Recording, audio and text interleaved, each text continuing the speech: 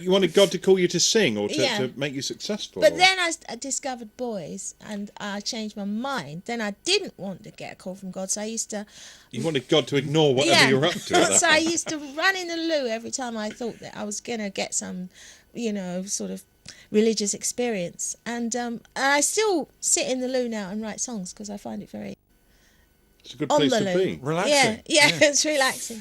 All right. Well, And there are no distractions, presumably, either. The phone's not ringing and there's no radio or telly or whatever. well, there's an eye opener, isn't it? Please don't tell me some of these songs were written in the bathroom. It'll ruin the magic for me. Now, what we're going to do now is offend one of your ex-husbands. Ooh, Would you good. like to do Which that? one? Well, this is Jim Cregan. Now, tell it. Jim was with Rod Stewart, and he did a lot of guitar Cockney work. Rebel. Yeah, and Cockney Rebel. Family. Family, and we're now going to offend him, if he were listening. Okay. All right, we never dared play this to Steve Harley, all right? This is one of our regular callers who's doing a Jim Cregan. Now, you're singing on this, aren't you? I'm singing on "Come Up and See Me." Yeah. All right, let's have a listen to our special version. Okay. Done it all. You broke your every code.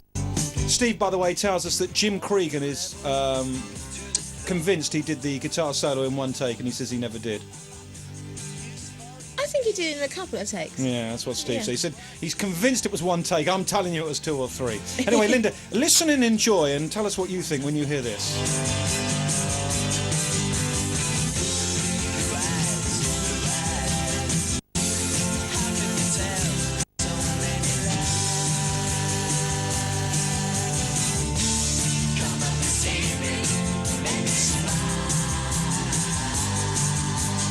I thought I heard you I then. do, running wild. Yeah, I'm doing all. There's nothing left. All gone and run away. The laughter you can hear is because we know what's coming. We know what's coming. Listen to the guitar very, very carefully now. It's just a test, a game for us to play. Win or lose, it's hard to smile.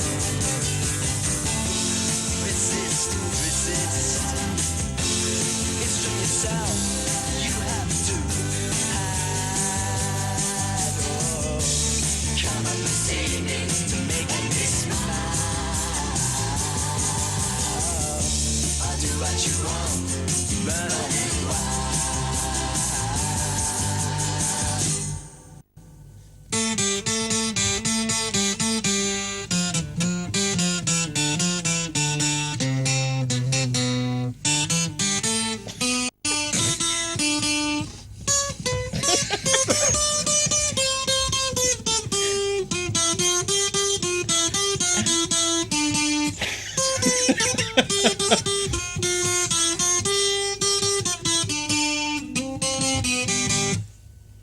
There ain't no more. What do you reckon? That wasn't him, though, was it? No. Oh God! Because he could play like that sometimes.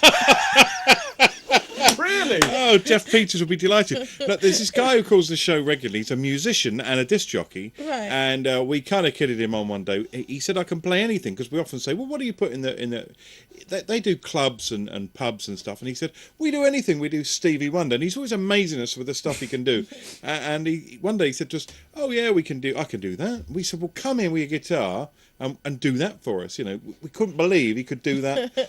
Let's face it, legendary guitar break. Yeah. And That is a brilliant guitar he break. came in and we set him up and We really did set him up too, didn't we? and he did that, and of course we thought it was very funny. It was. But we It's wouldn't pretty play it to tricky. Steve Harley. We wouldn't. We wanted to play it to Steve Harley, but we thought No. maybe he wouldn't think it was funny. But now you told us you were singing on that song, because we can hear you. Yeah, there was me, Tina Charles, oh a yeah. girl called Liza Strike, and Steve's girlfriend at the time, who was this Dutch girl who had a hit record. See, in these days, in this day and age, you would have got a credit. Tina I Charles. do has get got credit. Do you get credit on the Yeah, label? I get royalties still. Yeah, but your name isn't on the label, is it? We've had Steve No, not on Harley the featuring Linda Lewis, Tina Charles, blah blah. No, that's before I was kind of famous, though, I think. We were just, I mean, now, like when I do the Basement Jacks things, they put featuring Linda Lewis. And so they should. You and Tina Charles, she was really young, and she had some hits in the 70s. She's not in your league, though, Linda. She's older than me. Is she? No, she's What happened to her? She's about the same age. Any idea what happened? She's to not Tina in Linda's Charles? league. I mean, Charles, I Love to Love was a great sugary disco. She's not in Linda's league. Well, No, she doesn't write, but she's got a pretty good, powerful, high voice. Yeah, and she, I had my memory of her slightly odd looking, but she was very, very young when she had those hits. Very high, kind of screechy. Yeah. So you're like a sweet bird, Linda. Imagine being married to Tina Charles, getting on the wrong side of her. No thanks. I say nothing. Anyway, look, 01983822002 if you'd like to speak to the lovely Linda Lewis. Now, Linda says the last time she was on the IOW was when Jimi Hendrix was here. Someone told me she played the Colonel Bogey night spot in the 1980s. She doesn't even remember. She's played so many gigs in Sandown. It's coming back to me, actually. Yes. I thought it might. But no, honestly, you don't have to say that. Most people just remember the ferry. Yeah. 01983822002 and Jeff Peters. Why not ring up and apologise for that guitar solo? Then what he didn't realise was that he was strumming, and we stopped the record and just left him with his guitar. Yeah, He could hear it. He could hear it, but all the audience. And then we edited it back in. Well, on that Reach for the Truth album, there's a track called Red Light Ladies that starts it. Is it Red Light Ladies on the first track? Yeah. And What's that about then? That's about the Ladies of the Night. Yes. Yeah. And the last track is an outtake of that, and Jim is doing some funny guitar playing on there. Is he? Yeah. So he could be a bit all over the place sometimes then. Sometimes, yeah, but you know, you do that. I mean, everybody does when they're just. We're back with the lovely, gorgeous Linda Lewis and DJ Jeff Peters, the man who mutilated that Jim Krieger. This is Linda Lewis. Oh, Linda, you have to put your headphones on for this. Okay, yeah. Hi, Jeff. Hi guys, how you doing? Hi, all right? Jeff. And a very good afternoon to you, Linda. Linda, yes, I was that man, and I was set up for that. They didn't tell me they were going to do it. I know. How awful. Linda, it's a pleasure to talk to you because I've seen you twice on the stage. I don't know whether you can cast your minds back to around about 1970, it might have been 71. You came to Portsmouth Guildhall supporting Family. Oh, right. And their van broke down, and the upshot of it all was that I don't know how long a spot you were originally booked for, but I do remember that you were on stage for something approaching an hour and a half, and you held 2,200 people spellbound with your voice and an acoustic guitar, and I was knocked out. And what knocked me out even more was about 25 years or so later, I saw you at the same venue supporting Errol Brown on his tour. And damn me, you still look the same, and that voice is still the same. How on earth do you keep that voice in trim? It's wonderful. Well, I smoke 20 fags a day and drink a couple of, Yeah, well, bottles. No, you don't. No, I don't. I tried that as well. It didn't work for me. Funny enough, Roger Chapman of Family gave me the similar reply when I asked him the same question. But about he's 4 telling years the ago. truth. I interviewed him, and but no, wonderful voice. And as Alex said, you haven't had anything like the record success that you should have had. But glad to see you're still out there doing it. Well, thank you. I mean, you know, maybe it's my time now.